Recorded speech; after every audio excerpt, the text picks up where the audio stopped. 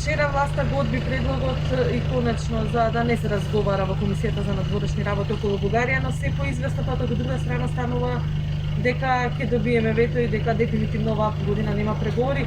Кои се начините сепак прашањето да биде отворено на собраниска дебата, да ги слушнеме пратениците што да измислуваат ова?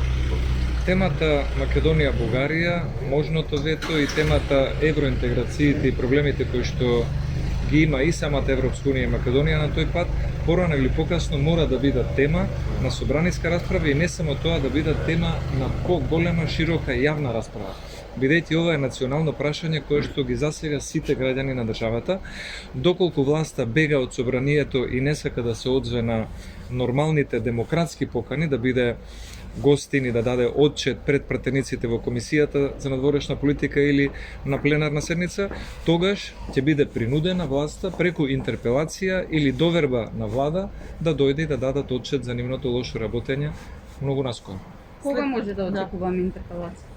Во текот на декември може да очекуваме и прашање за доверба на влада и интерпелација за поединечни министри. Доколку имаме доверба на влада, тоа ќе ги опфати сите и тогаш не би имало потреби од поединечни интерпелации, така што таа одлука ќе ја донесеме веднаш после завршувањето на Европскиот самит на 10 декември. Се чека да поминат првите 100 дена од владата за да почнете таква постапка?